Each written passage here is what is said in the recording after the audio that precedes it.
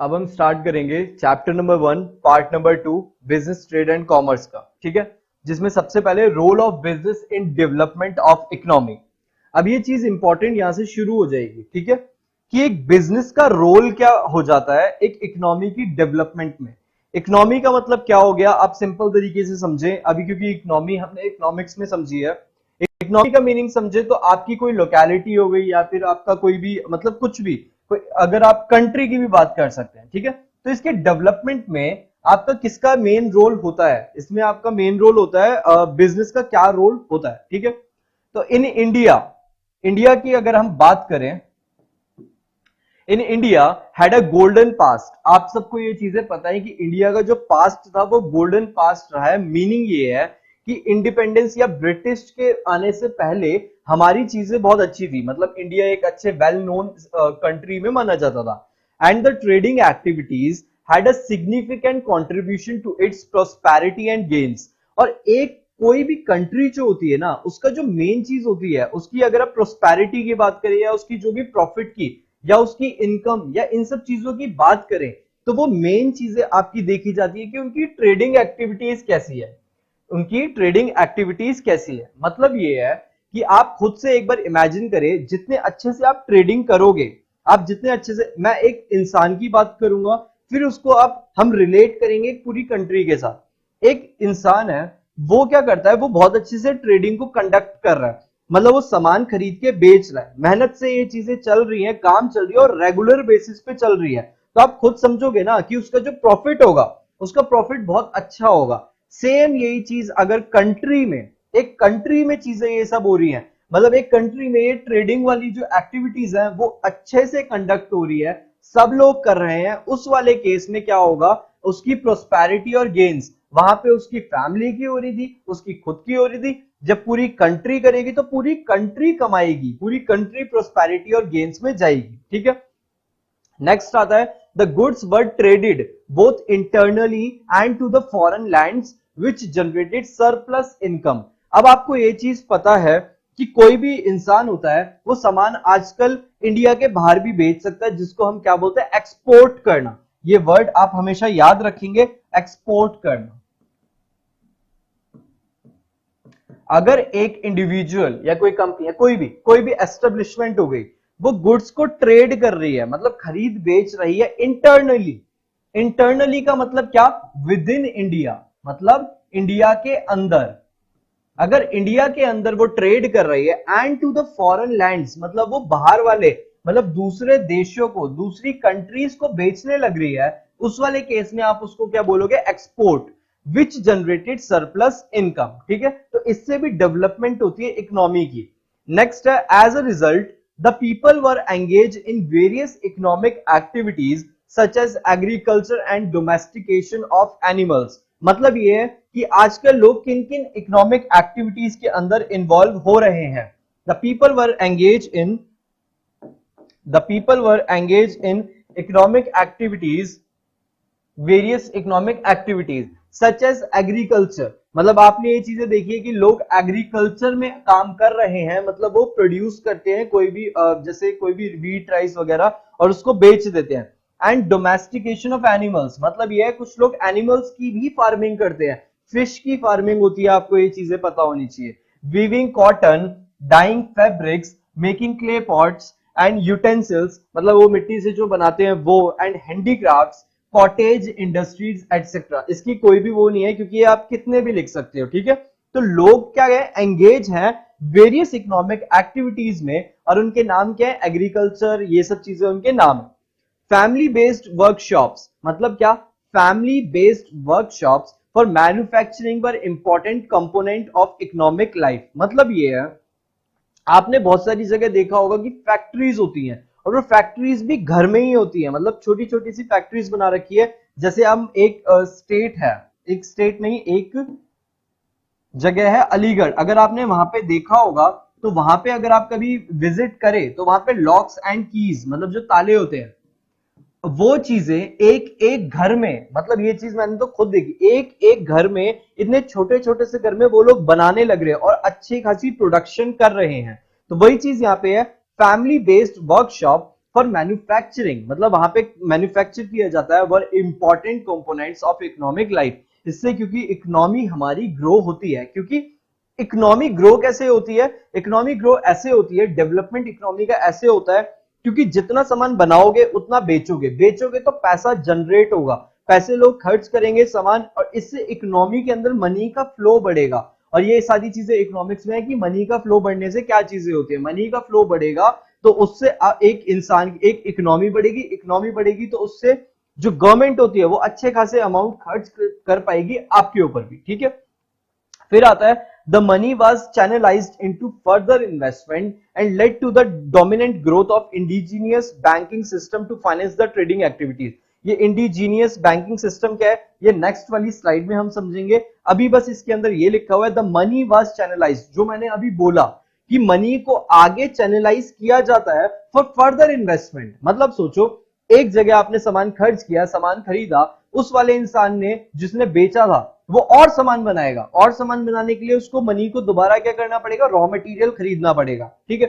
जैसे मैं एग्जांपल देता हूं छोटा सा, मुझे पेन चाहिए, मैंने पेन के लिए क्या किया, एक शॉपकीपर को जाके उसको बोला पेन दे, उसने पेन दिया, मैंने उसको पेमेंट करी, वो आगे किसको बोलेगा, मैन्युफैक्चरर को बोलेगा कि और पेन भेजो हमें बेचने हैं, वो उसको पेमेंट करेगा। मैन्युफैक्चरर क्या करेगा, वो वहां पे क्या करेगा, मैन्युफैक्चरर एक रॉ मटेरियल को मंगवाएगा जिससे वो पेन बना सके, रॉ मटेरियल से बनता है तो वो उसको बनाने के लिए फिर वो उसको पेमेंट करेगा, रॉ मटेरियल बनवाने के लिए वो वेजेस पे करेगा, सैलरीज पे करेगा वर्कर को, तो ये पेमेंट, और फिर वो लोग क्या करेंगे, वापस से वो चीज खरीदेंगे। तो ऐसे काम होता है सारा, और यहाँ पे मनी क्या होता है, फर्दर आगे बढ़ता रहता है, बढ़ता है, जिससे इकोनॉमी ग्रो करती है, ठीक है। उस मनी को आगे फर्दर इन्वेस्ट किया जाता है and led to the dominant, dominant का मतलब वो डोमिनेट कर रही है, ठीक है, growth of indigenous banking system to finance the trading activities. Trading activities को फाइनेंस की जरूरत होती है। जैसे अगर मुझे कोई सामान खरीद के बेचना है, ट्रेडिंग करनी है, तो सामान खरीदने के लिए भी तो पैसे होने चाहिए ना, फाइनेंस होना चाहिए, तो वही सब चीजें यहाँ पे बोली गई है, ठीक है।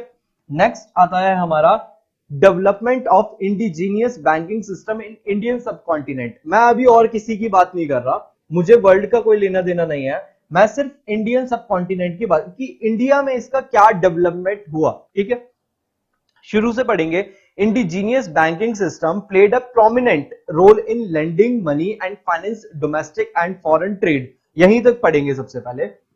The indigenous banking system played a prominent role, इसका इंपॉर्टेंट रोल है in lending money. Lending money का मतलब क्या हो गया, मनी को आगे प्रोवाइड करना एज अ लोन, ठीक है।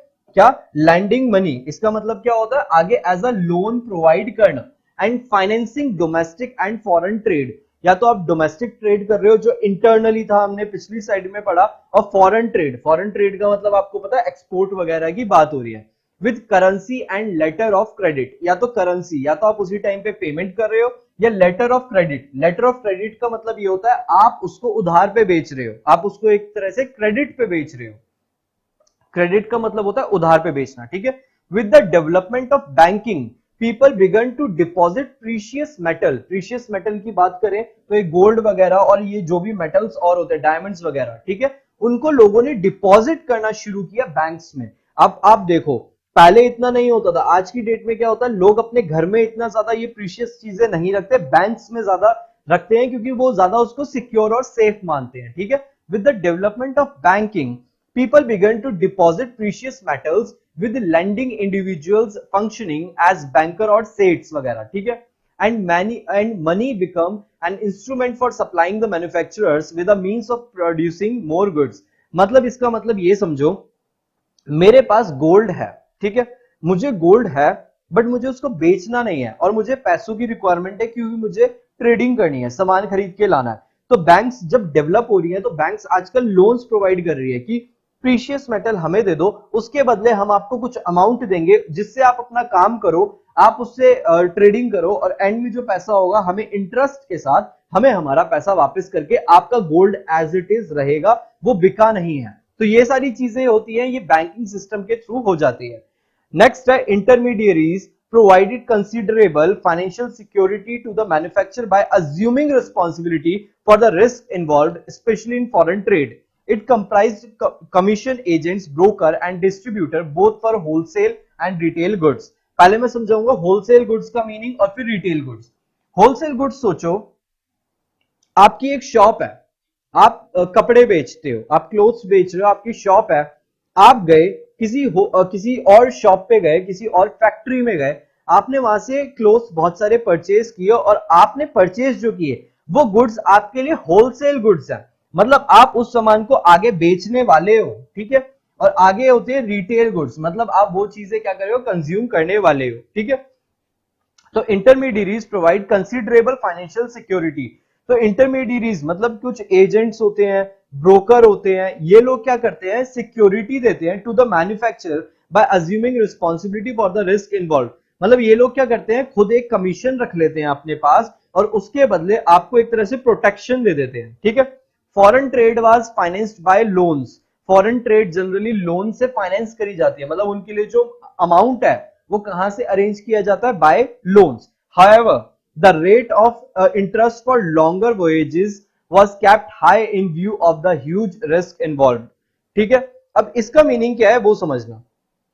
अगर मान लो मुझे फॉरेन ट्रेड करनी है, मुझे एक, अब मैं छोटा सा एग्जांपल समझो, आपको अपनी गली में एक इंसान को सामान बेचना है, तो रिस्क कम है कि वो पैसे नहीं देगा, बट एक अननोन आया है, वो भी किसी और स्टेट से, बस वो घूमने आया है, आप उसको क्रेडिट पे कभी नहीं बेचोगे क्योंकि रिस्क ज्यादा है कि पैसे नहीं मिलेंगे, वो बेड डेट्स होने के उसके रिस्क ज्यादा है। सेम यहीं पे चीजें हैं कि फॉरेन ट्रेड जो होता है, इसको काटे, foreign trade was financed by loans, however the rate of interest for longer ये was kept high in view of the huge risk involved। अब आप खुद सोचो, अब आप फॉरेन ट्रेड कर रहे हो तो कोई आपको लोन देगा, वो लोन आपको ज्यादा रेट पे देगा, वो बोलेगा मुझे इंटरेस्ट जो लोन का चाहिए वो मुझे ज्यादा चाहिए, क्यों, इंटरेस्ट हाई चाहिए। ऐसा क्यों वो बोलेगा, ऐसा वो इसलिए बोलेगा क्योंकि वो बोलेगा कि इसमें रिस्क ज्यादा इन्वॉल्व है। अब खुद सोचो ना, जहां पे रिस्क ज्यादा वहां पे रिवॉर्ड ज्यादा, तो वो यही बोलेगा रिस्क ज्यादा है तो मुझे कमीशन ज्यादा दो क्योंकि मैं आपका रिस्क ज्यादा संभाल रहा हूं, ह्यूज रिस्क इन्वॉल्व। तो ये वाली चीज भी यहाँ पे क्लियर होती है। नेक्स्ट आता है इसके अंदर the emergence of credit transactions, मतलब इमरजेंस। आजकल आप देखोगे पहले इतना नहीं होता था, बट आज कोई भी बड़ा बड़ा कोई भी बिजनेसमैन होता है, आजकल जो भी वो ट्रांजैक्शंस करते हैं जनरली वो क्रेडिट पे करते हैं, मतलब वो उधारी पे आपकी ट्रांजैक्शंस करते हैं। And availability of loans and advances, और लोन्स और एडवांसेस की अवेलेबिलिटी हो जाती है क्योंकि आजकल वो आसानी से मिल जाते हैं। एनहेंस्ड कमर्शियल ऑपरेशंस, और उससे आपकी जो कमर्शियल ऑपरेशंस है, मतलब आप जो भी काम करना चाहते हो, बिजनेस करना चाहते हो, वो एनहेंस हो रही है, वो और अच्छे से ग्रो हो रही है, ठीक है। The Indian subcontinent enjoyed the fruits of favorable balance of trade। ये बैलेंस ऑफ ट्रेड क्या होता है वो समझो जरा। बैलेंस ऑफ ट्रेड क्या होता है, आप क्या करते हो, एक्सपोर्ट करते हो और इंपोर्ट करते हो।